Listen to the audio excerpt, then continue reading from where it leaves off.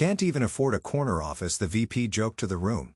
I just sipped my coffee. The company's realtor was patched into the call. Bad news, he said. The landlord has terminated your lease effective in 30 days. A pause. She said to tell the VP she's reclaiming her space. I guess Lisa doesn't need a corner office, she's already invisible, Vince snorted, not even looking in my direction. Laughter spilled from the Zoom room like flat soda, bubbly and bitter at the same time. I sat there with my camera on, fake smiling while clutching my coffee like it was the only thing tethering me to the earth. 12 years with this company, and I'd become the punchline to a Manschild's improv set. My office wasn't a closet, used to be a supply room, sure, but after I took lead on the downtown acquisitions, I'd converted it, budgeted it, designed it, even painted it myself when facilities couldn't squeeze it in before Q4. But Vince, new VP of expansion, fresh from some startup that probably worshipped ping-pong tables and fratboy jargon, decided I was a prop. Dead weight in a blazer, the woman you mock because you don't dare challenge her directly. But here's the thing, quiet doesn't mean weak, and buried doesn't mean gone. Hell, even fossils have teeth. Before we go further, quick thing: if this already sounds like the kind of office circus you've survived or are stuck in, hit the like button. Seriously, and maybe subscribe too, because 90% of y'all listen without doing either. It helps more than you know, and it tells my team to keep dropping stories like this. Alright, back to Vince and his dumb smirk. Made the joke again a few minutes later, different flavor, same insult. We really should get Lisa an upgrade, he said while screen sharing my slide deck with his edits, but maybe she likes her cave. I watched one of the interns wince, another tried to laugh and choked on their Red Bull. My name wasn't even in the footnotes anymore. Vince had done what men like him always do. Show up late to the build, insult the scaffolding, then staple their name to the blueprint. Strutted around like he architected Slatebridge's $80 million leasing portfolio. As if he hadn't been brought in 6 months ago, after the hard parts were done. After the negotiations during COVID, after the tenant protections I'd baked into the lease renewals, after the board finally greenlit our expansion based on my projected returns, he had no idea where the power lines were buried. I didn't say anything on that call, just sipped, just watched, but something deep in me clicked like a safe unlocking. I started pulling files that night, quietly, carefully. I wasn't about to walk into HR or send some indignant email. I knew how they'd spin it. Let's all just move forward, try to have more collaborative energy. No, thank you. I wanted something permanent, structural, the kind of retaliation you don't hear until it's falling from the ceiling tiles. And Vince? He'd handed me the microphone. Mocking someone about their office while sitting on a lease he didn't understand? That was like throwing a match into a dark room full of gas cans. The thing is, I didn't just help negotiate those office spaces. I owned some of them. Well, on paper, I was the lessee of record. We had to move fast during the pandemic downturn, and to secure those properties with minimal red tape, Slatebridge had needed a signatory. Legal didn't want to be liable. Finance didn't want to hold the bag, so I did it. I signed 5 commercial leases, all with my name, all with clauses most of these suits never bothered to read, including our prized downtown headquarters, the same one Vince liked to prance through in his slim-fit pants and knock-off Rolex. I didn't say a word that day. I just kept sipping, because the thing about coffee, it brews slowly, but once it's ready, it burns. 3 years ago, when the world was locking its doors and spraying countertops with vodka, Slatebridge hit the panic button.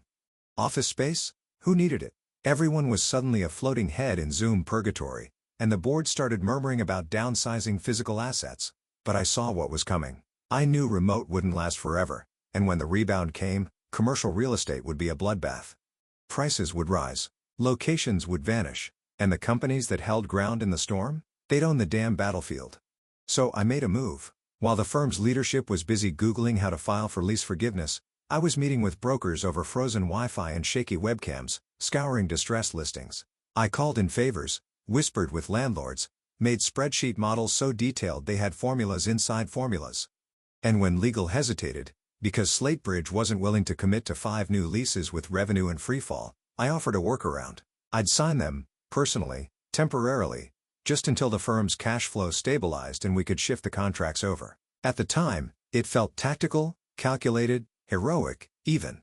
I remember the CFO giving me a stiff little nod over Teams. Appreciate you taking point on this, Lisa. The CEO didn't even reply. I didn't do it for praise. I did it because someone had to. Because when everyone else was running, I was building.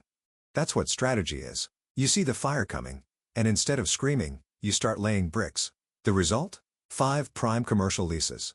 3 in metro hubs, 2 in strategic feeder cities. All negotiated by me. All approved by me. And thanks to legal dragging their feet post-pandemic, 3 of them, including our downtown HQ, were never formally reassigned to Slate Bridge. Still signed by one, Lisa R. Halden. The kicker? Every lease had a risk clause tucked in. A kind of fire escape nobody else noticed. Termination at lessee's discretion, without cause, with 30 to 30 days written notice. The brokers had laughed when I insisted on that line. You think you'll need to break the lease? One of them asked. Not me, I'd replied. But someone might need reminding who holds the keys. Now here we were. Vince, our shiny new VP, the human LinkedIn post, hadn't read a single contract. He was too busy rebranding everything, turning conference rooms into ideation pods, and swapping out our vendor list for his old college roommate's startup. I watched him strut around headquarters like a rooster in borrowed feathers, clueless that the whole coop was standing on paperwork with my name on it. He mocked me about my office, about ambition, about visibility. But here's the truth. I didn't want the spotlight. I wanted leverage. Visibility gets applause. Leverage gets results. And buried in 3 dusty filing cabinets, 1 digital, 2 real, was all the leverage I needed. So I started digging. I pulled the lease PDFs from our cloud archive, cross-referenced them against the renewal schedules, printed the originals I kept stashed behind my bookshelves. My apartment turned into a war room of highlighters and post-it flags. Clause 7B, paragraph 14D, signatory page with my initials in blue ink. And the more I read, the more I remembered. I hadn't just signed these, I'd built them. Vince wouldn't understand that. Guys like him don't believe in foundations, just balconies and bullhorns, but a structure's only as safe as the steel inside it. And I'd embedded mine deep. He thought I was dead weight. Cute. What he didn't know was, I was ballast. And the ship doesn't float without me. It started with a calendar invite that never came, then 2, then 5. I was used to being in the loop. Hell, I built the loop, but suddenly I was orbiting outside it, watching my old projects get handed off like party favors. When I finally asked Vince if there was a scheduling issue, he smiled like a crocodile in a koi pond. Oh Lisa, didn't you get the memo? We're realigning roles. Too much on your plate. I thought you'd appreciate the relief. The relief? Like he was doing me a damn favor. That week I lost access to 2 budget folders I'd managed for years. When I logged into our project management tool, my admin privileges were gone. Instead, a new name had popped up at the top of Strategic Ops, Daryl, one of Vince's loyal little tagalong. The kind of guy who calls himself a thought architect, and spends more time formatting decks than understanding what's in them. Daryl's first act as director? A pitch deck titled Future Approving Our Pipeline, Disruption by Design. He took a color gradient I made 3 years ago and slapped it on a timeline that didn't even make sense. And the board ate it up, because Vince pitched it, like a carnival barker selling glitter glue as gold dust. No mention of the legacy metrics. No attribution. Just buzzwords over bones I'd laid. The final straw came on a Wednesday. I got called into HR, not the carpeted corner office where actual problems are discussed, but the sterile white box where careers go to get softly euthanized. Lisa, said Miranda from HR, blinking too much, we're so grateful for your years of contributions. With the leadership restructuring, Vince has proposed a more internal-facing role for you. Less client intensity, more operational support. Support, I repeated.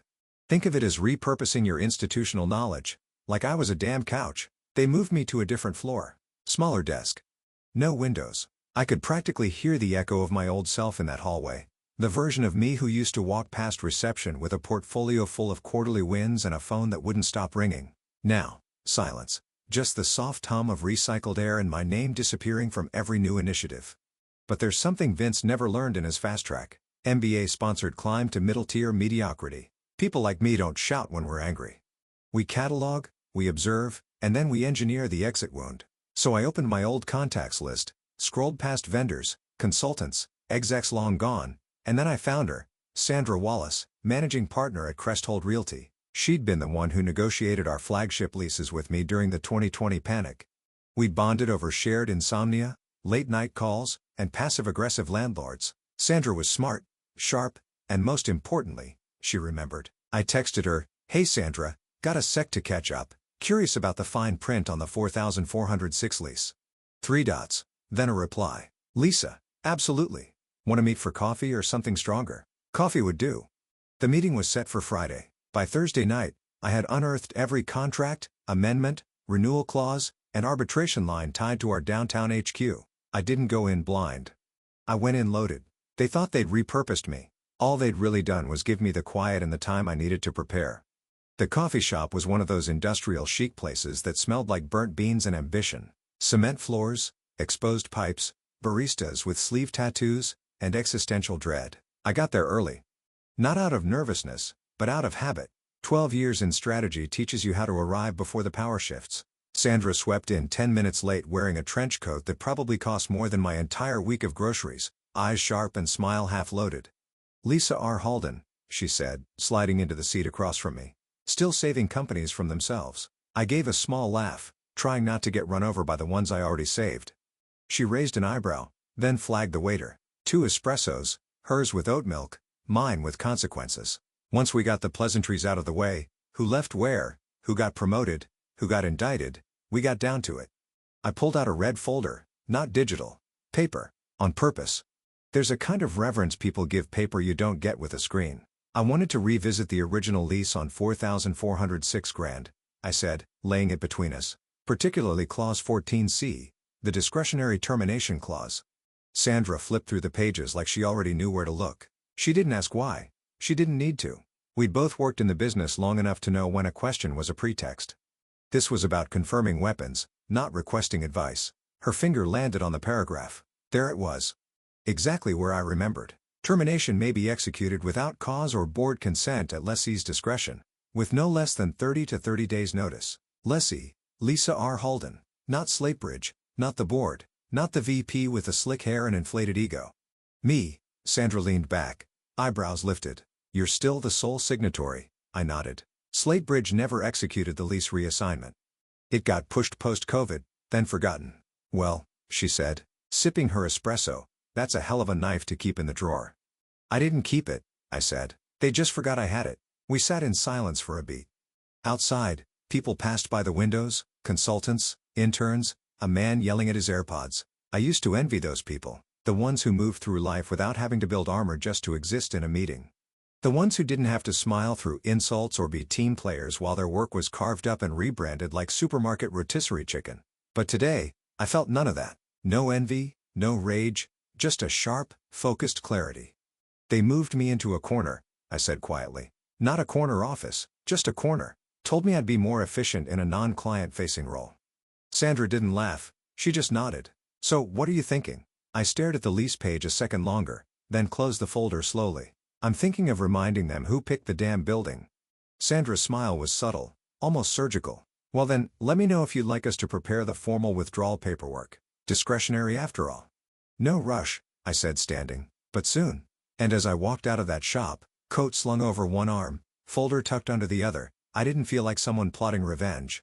I felt like someone finally returning the serve, not with fireworks, not with fanfare, with a paragraph and a signature, because sometimes the most dangerous sound in a power struggle is a pen clicking open. The invite landed in my inbox Thursday night. Subject line, "Quarterly Vision Reset Mandatory Attendance." That's Vince speak for "clear your schedule so I can hear myself talk."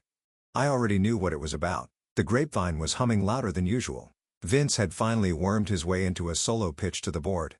His first unchaperoned performance. Rumor was, he'd be unveiling his Vanguard rebranding initiative. That's what he called it, Vanguard. As if any of these clowns had seen the front line of anything other than a kombucha tasting at the Chamber of Commerce. Friday morning I showed up early, not for Vince, but for myself, wearing my least exciting blazer. No mascara, hair in a knot. I wanted to blend into the wallpaper, and it worked. Vince didn't even glance at me as I took a seat in the back, just far enough from the table that I wouldn't register on the exec camera feed. He started his pitch like he always did. Too loud, too confident, too full of jargon he didn't fully understand. I watched the board members nod politely as he introduced a 6-phase rollout strategy, each phase with some ridiculous name like Ignite, Amplify, or Transcend. You'd think we were launching a boy band, not managing commercial real estate assets. Then came the slides. The colors were familiar. The structure too. And that's when it hit me. He was using my old presentation deck. The one I built in 2021 when we locked in the secondary leases and expanded our footprint across 3 markets. He'd stripped out the nuance, butchered the data, and slapped his name on it like a child trying to pass off a forged permission slip. Slide 7 was the killer. A map of regional growth zones. I'd spent 2 months modeling with a data team he didn't even know existed. He'd relabeled them Vince's expansion corridors. The man was standing on a mountain he didn't climb and declaring himself king of elevation. I said nothing. Just sipped my coffee, the same way I had the day of the corner office joke. But this time the taste was different. No bitterness, just the final sip before the cup goes empty. The board, to their credit, didn't seem blown away. There were a few polite questions. One executive, Sandra's ex-husband, if you can believe it, raised a brow at the revenue assumptions but let it slide. Vince closed with a quote from some leadership book he probably found on a bathroom stall. Everyone clapped. Not because they believed him, because it was over. When the meeting adjourned, I didn't linger. No need. My role in the show was done. Let him think he won the audience. I wasn't there for applause. Back in my corner office, that is, the corner of the floor no one visits unless the copier breaks, I opened my red folder one last time. Found the lease for $4,406 grand. Pulled up the email template I'd drafted the night before. Subject line already filled in. Notice of lease termination discretionary clause 14.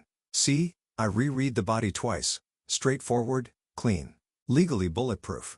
I attached the signed letter, CC'd Sandra and the landlord's legal counsel and stared at the send button for just a moment. And then I clicked it. There was no dramatic music, no thunderclap. Just the quiet whoosh of corporate detonation. In 30 days, Slate Bridges HQ would no longer be theirs. And Vince? He'd just pitched the future of a building he no longer had permission to enter. The thing about pulling a pin is, there's always that second of silence before the grenade knows it's time to blow. It was Monday morning when the email reached Mark Ferris, Slate Bridges' official real estate broker and human embodiment of khaki. I could practically picture his reaction. Blinking twice, mouth slightly open, the spreadsheet on his second monitor forgotten mid-scroll. He'd probably assumed, like everyone else, that the lease was handled ages ago. That the building belonged to the firm. He didn't realize it still had my signature at the bottom. That it was my name, Lisa R. Halden, on the document sitting in his inbox. Mark wasn't stupid, just forgetful. We'd worked together during the acquisition sprint, back when downtown space was going for the price of a used Toyota and desperation made landlords generous. I remember him complimenting my foresight at the time, saying I played chess while the rest played checkers. Guess he forgot I don't just play, I tend to flip the board when I lose a queen. I didn't expect to hear from him directly, but I saw the calendar update just before lunch. OpSync Agenda Edition, Mark Ferris to join. That wasn't standard. Neither was the 11 o'clock a.m. time slot, which just so happened to overlap with Vince's recurring vision alignment meetings. Which he ran like a cult sermon, lots of buzzwords, lots of staring into the camera like it owed him something.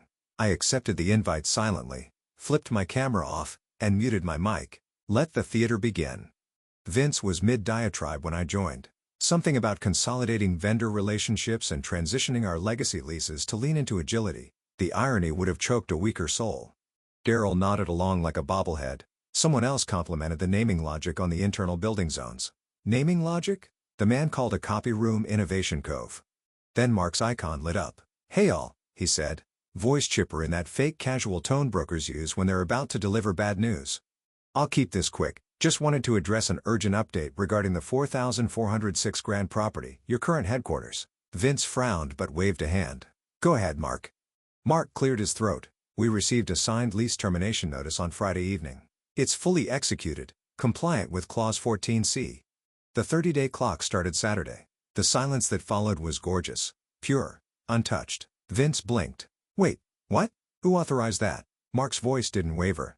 The lessee did. I'm the VP of expansion, Vince barked. Nothing goes through without Mark cut in, smooth as butter on a hot day. According to our records and the lease on file, the official lessee is still Lisa R. Halden. There was no reassignment paperwork processed post-COVID. That authority never transferred. You could feel the moment Vince realized he'd been walking around in someone else's kingdom. The silence in the call stretched so long, I could hear someone nervously tapping a pen. And then Mark, bless him, dropped the line that lit the match. Oh, and per the landlord, I was asked to pass along a message. Tell the VP she's reclaiming her space. My coffee had gone lukewarm but I sipped it anyway. Camera still off. No need to show my face. Not yet. Let 'em stew. Let 'em scroll through contracts and dig through emails and hold 10 panic side meetings to confirm what Mark had just told them in under 90 seconds. That building? That polished temple of glass and ego? It was never theirs. It was rented, and the rent just came due. Mark didn't flinch. Didn't sugarcoat, didn't hedge. He just said it like you say the time of day or order a sandwich. The landlord received the termination paperwork. You have 30 days to vacate. You could hear the oxygen get sucked out of the Zoom. Someone coughed. Someone else's Outlook pinged like it was trying to break the tension. Vince's face twitched somewhere between confused toddler and CEO meltdown. His mouth opened, ready to interrupt, to argue, to salvage the illusion of control. But Mark wasn't done. She also asked me to pass along a note. Direct quote. Tell the VP she's reclaiming her space. Words landed with all the grace of a dropped anvil. Vince froze mid-bluster. His mouth snapped shut. Eyes scanned the screen, desperate for an ally, for some executive to jump in and demand context or call it a prank or question the broker's credibility. But all he got were muted stares and one poor intern whose eyebrows had disappeared into her hairline. Then, almost as one, a few faces turned toward me. I didn't say anything. Didn't unmute, just lifted my coffee and took a slow, unbothered sip. Camera still off. No need to perform. Let 'em wonder. Let 'em put it together on their own. Let the silence explain what I no longer had to. A few beats later, the legal counsel on the call, Martin, who hadn't said a word since joining, leaned forward and asked flatly, "Is this enforceable?" Mark answered without hesitation. "Yes, Clause 14. C is crystal clear. Discretionary termination by the lessee with 30 days notice. No cause required. Signed, time-stamped, and notarized." There's nothing to contest. Daryl, sweet, dim Daryl, muttered, "But I thought we handled those lease transitions in 2021. I smiled faintly. "You thought wrong." Vince's face was red now. Not the blush of embarrassment. No, this was rage. He opened his mouth again, but Mark didn't wait. "I'll send the vacate timeline by EOD, he said. "Efficient as ever. Move-out logistics start next week. Landlord expects a full exit by the 18th. And just like that, he logged off. Click. Gone. The screen went quiet again. Vince stared at the spot where Mark's face had been like he could will him back with brute disbelief. I watched his jaw work like it was chewing on broken glass. Then finally he snapped his head toward me. "Lisa," not a question, not a greeting, just my name. Spat like it had betrayed him. I clicked on my camera, didn't speak. Just looked back at him, cool and calm, letting the silence stretch long enough to wrap around the entire call like a noose. Then softly, almost kindly, "It's just a lease, Vince." He blinked, caught off guard by the softness. He wanted fireworks. I gave him a feather. I continued, letting the sarcasm drip like honey over arsenic. "It's not like we need a downtown headquarters, right? I've been preaching virtual agility for months. Just think of it as a chance to lean in." No one laughed. But a couple people exhaled in that tight, guilty way people do when they know they're not supposed to enjoy the show, but damn, they needed it. I muted myself again, turned the camera off and left the call. Let him scramble. Let him write memos. Let him dial legal and scream into a speakerphone about sabotage. Because this wasn't sabotage, it was correction. 12 years of bricks, of spreadsheets and risk maps and tenant negotiations, of being overlooked, underestimated, and talked over. All of it crystallized into one line of text in a forgotten lease. And now, the building was mine to take back. Not for revenge, for restoration. By the time the sun set that evening, the executive Slack channel was a live-action panic attack. I didn't even have to scroll to feel the desperation radiating through the screen. Messages pinging faster than they could be answered. Threads breaking off into half a dozen private groups as everyone scrambled to solve a problem they didn't understand and never thought they'd have to. The CEO, William T. Griffin, who'd barely acknowledged my presence outside of annual reviews and awkward elevator rides, scheduled an emergency call with legal and HR that night. It was supposed to be confidential. It wasn't. We don't CC half the damn C-suite and expect silence. Who the hell authorized this lease termination? He barked, according to someone in facilities who happened to overhear the whole thing through a shared wall. "We don't have authority." "What do you mean we don't have authority?" Legal tried to explain. Calmly, repeatedly. The 2020 leases were executed under exceptional conditions. Emergency authorizations. Short-staffed compliance. And most crucially, signed by the one person willing to step up when everyone else was hiding under desks or Zoom filtering their breakdowns. Me. "Is her name still on it?" Griffin asked. "Yes, sir," came the answer. "We never filed the reassignment paperwork. She remains the sole lessee of record for the 4406 Grand location. Under the terms of Clause 14C, she didn't need board consent. They pulled the original document from the archive. My signature, my date, my initials on every page, including the one Vince had skimmed at best and shredded at worst. That's when the tide turned. Vince, who'd apparently stormed into the CEO's office mid-call, tried to play it off like some Machiavellian ambush. "This is sabotage," he claimed. "She's weaponizing paperwork to retaliate. This has to be a violation of internal policy." But legal didn't bite. Neither did HR. Instead, they opened a side investigation. Quiet but efficient. Turns out they'd received 3 formal complaints about Vince's behavior over the past 6 weeks. 2 anonymous. One from a junior strategist he'd berated in front of a client for not vibing with the new direction. She'd documented everything. Dates, emails, even a recorded Teams call. Within hours, Vince's calendar was scrubbed clean. Access to shared drives? Revoked. Executive assistant? Reassigned. HR had him scheduled for a behavioral review that Thursday. That's code for we're building a case and you won't see it coming. And me? I wasn't on any calls. Didn't send a single email. Didn't even break my lunch routine. Turkey wrap, 1 dill pickle and a seltzer I opened with the calm of a woman watching dominoes fall. One by one, along a path she drew 3 years ago. People stopped by my desk throughout the day. Quietly, casually. Some pretending they needed printer paper just to get a look at me. A few smiled. One whispered, "Was that you?" I didn't answer, just looked at them like I didn't know what they meant. But by that evening it was clear. The unraveling had begun. And the best part? I didn't lift a finger.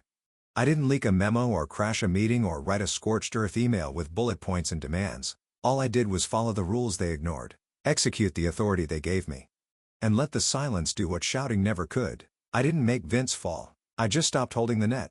The building felt quieter than usual, like it knew something sacred had shifted. Or maybe it was just emptier. Half the execs were suddenly working remotely, and the others kept their doors shut tighter than a confession booth. I took the stairs, not out of nostalgia but because I didn't feel like sharing an elevator with whatever ghosts still lingered in HR's glass-walled aquarium. I wasn't supposed to be there, not officially. My role had become so internal-facing that no one even tracked my movements anymore. Which was fitting, really, because I hadn't come for them. I came for me. 3rd floor. The scent of cheap coffee and stress lingered in the carpet. My heels clicked softly as I passed the corner office. Zold Domain. Vince's nameplate was gone, ripped off in a hurry. The door was ajar. Inside, boxes lined the wall, half filled with the remains of his performance, a stack of empty branded notebooks, a faux marble award for operational excellence, and a crumpled whiteboard sketch of some buzzword flowchart he never finished. I paused at the threshold, took in the view. Big windows, expensive chair, a monitor bigger than my first apartment's TV. But I didn't go in. I walked past it, down the corridor with the crooked ceiling tile and the buzzing light they never fixed. Toward the corner, not the coveted corner, just a corner, the space they assigned me back when I was too junior to protest, too hungry to care. And there it was. My old office. Smaller, dimmer, a little dusty from disuse. But it felt familiar in the way a worn sweatshirt does. Threadbare, comfortable, honest. I stepped inside. My desk was still there. Different computer. Same scratches in the laminate from where I used to tap my pen during 14-hour strategy sessions. I ran my hand across the window frame. They'd replaced the blinds, but not the squeaky hinge on the top drawer. Some things, it seemed, didn't warrant an upgrade. And yet, this room had seen more of my real work than any other space in that building. It had absorbed my late nights, my early mornings, my triumphs, my breakdowns. Didn't care about power plays or rebrands or who had the biggest office. It just held what I gave it. My phone buzzed in my pocket. Unknown number. Lisa Halden, I answered. Miss Halden, this is Rachel from Cresthold Realty. Just confirming we've finalized the paperwork for the Midtown property. Your keycards will be delivered by Friday. We're excited to have you. I smiled. Thank you, Rachel. I'm excited too. Midtown. 12 floors up. Exposed brick. Windows that open. A clean slate. A new firm. Mine. I hung up and stood there for a moment longer, letting it all settle. Letting the echoes of the past fade under the weight of what I'd reclaimed, not with noise, not with fire, but with quiet, deliberate precision. They thought power was about who stood at the front of the room. But real power is knowing when to walk away and knowing exactly what to take with you when you do. As I stepped out of that office, my old office, I didn't look back. There was nothing left to prove. They finally saw it now. The name that had been on the door the entire time was mine.